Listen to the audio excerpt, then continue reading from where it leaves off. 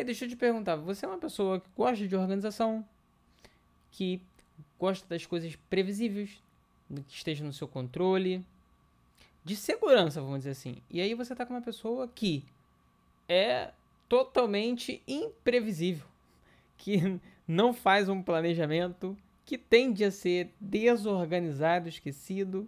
Bom, é um caso clássico de melancólico e sanguíneo. São opostos, sim. Fica tranquilo que nesse vídeo eu vou explicar como que a gente faz para lidar com essa aparente bomba que está prestes a explodir.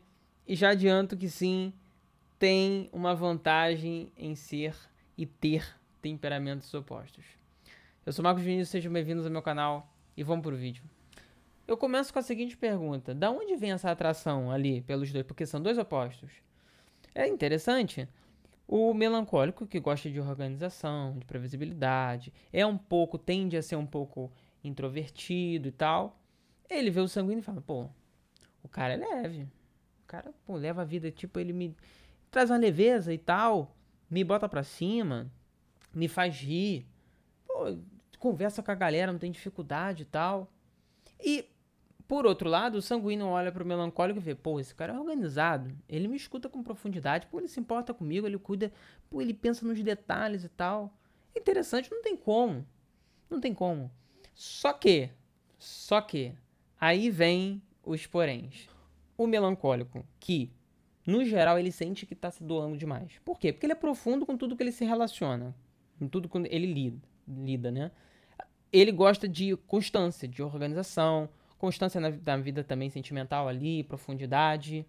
Só que ele vai se frustrar com o sanguíneo. Por quê? Porque o sanguíneo, ele não tem essa constância, ele é superficial, ou seja, ele é esquecido. Então, calma aí. Só eu tô lidando aqui com profundidade no negócio. Só eu tô me doando para essa situação aqui. Pesado, cansativo. Estou sentindo minhas forças indo embora.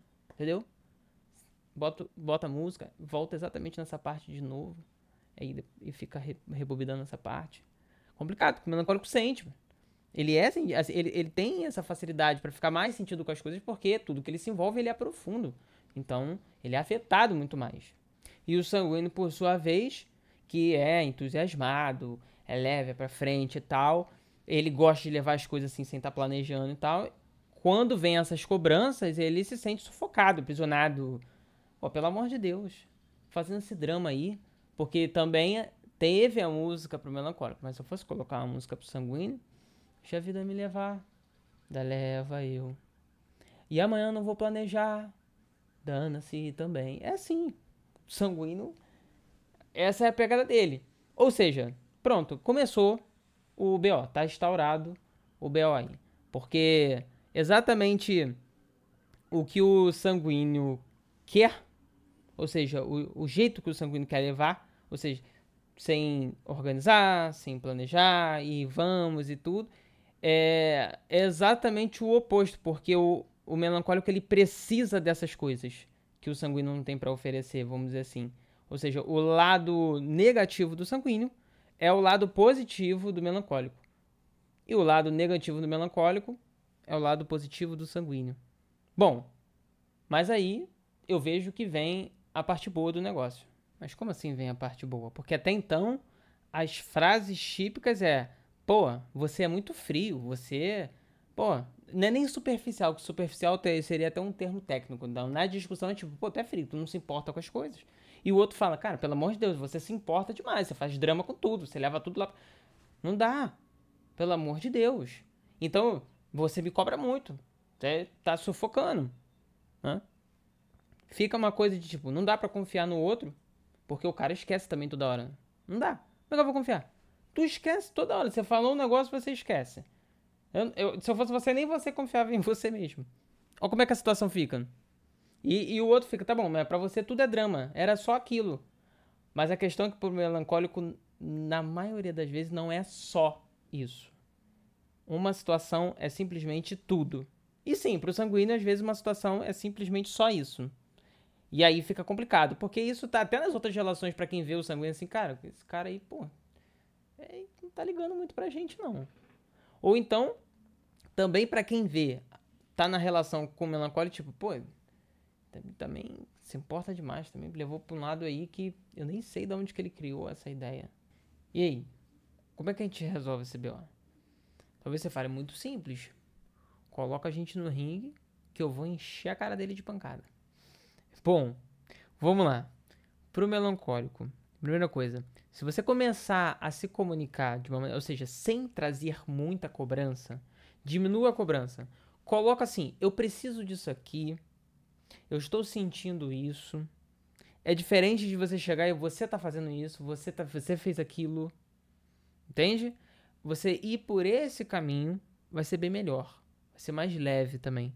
Porque não adianta você só sobrecarregar o outro. Até porque se o outro fizesse a mesma coisa que você não iria gostar. Então, quando for trazer algumas coisas pra mesa, pra conversar, enfim. Então, leva mais pra esse lado. Fala, não, ó, eu preciso disso. Se você fizer assim, eu vou ficar chateado. Olha, enfim, é praticamente explicar. Tá, tudo bem, você fala, ó, quando você faz assim eu fico chateado, enfim. Mas sem trazer muita cobrança, tá? Outra coisa, toma cuidado com as expectativas que você cria na sua cabeça. Você idealiza algumas coisas e tal, algumas cenas, ou seja, atitudes que você espera que a pessoa tome ou que ela faça e que tá na sua cabeça e que a pessoa não tem como saber. E aí não acontece, óbvio, e aí você fica, pô, caraca. Então, assim, toma cuidado com essas expectativas, tá? Isso é muito complicado. Eu sei que você tem um padrão alto, que você espera o melhor, porque você quer o melhor. Só que, assim, cara, você tá lidando com um ser humano. Nem você consegue atingir essa expectativa, sabe? Então, e às vezes o que o outro quer também não é dentro da sua expectativa, vamos dizer assim. Se fosse ao contrário, você, não, claro que o outro vai querer o melhor também pra ele e tal. Sim, mas cada um tá numa vibe. Então tem que tomar cuidado, porque a pessoa simplesmente não sabe. E se ela soubesse, bom, você não tá lidando com um ser humano, né? Se ela soubesse o que você tá pensando, na verdade, tá se relacionando com Deus, vamos dizer assim. Bom, e por último, pensa que, como você tem uma inclinação, uma tendência a ser profundo com tudo que você lida, né? Nem tudo precisa ser assim. É questão de gestão da emoção, de inteligência emocional. Como assim? Cara, quando você leva algumas coisas assim, você lida com a coisa de uma forma muito profunda, você fica muito chateado e tal. Se você parar pra pensar um pouco sobre e questionar esse tipo de sentimento que o teu cérebro tá jogando pra você, ou seja, não, será que ele fez isso realmente por conta disso ou por causa daquilo? Entende? Quando você começa a questionar os tipos de pensamento assim, ele começa a parar de se tornar realidade. Por quê? Porque, não, pode ter sido isso daqui também. Você abre possibilidades para novas coisas, para novos tipos de atitude, enfim, para novos pensamentos. E não só aquele de tipo, foi para me magoar, tá? Isso aqui vale para todo mundo, na verdade. Quando a gente tem pensamentos ruins ou coisas que desanimam e tal, cara, às vezes, ou medo, se você citar 3 soluções pro que você tá pensando, você já vai ter uma outra perspectiva, ou seja, o pensamento já vai ter um peso menor em você. E pro sanguíneo?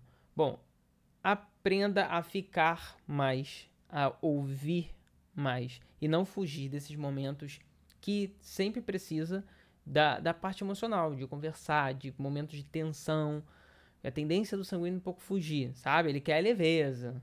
Então, aprenda a ficar porque isso é extremamente necessário. Não dá para crescer junto sem ter esses momentos. Então, primeiro ponto. Segundo, você não tem organização, não é a sua tendência gostar muito de estar com a rotina muito organizada e tal.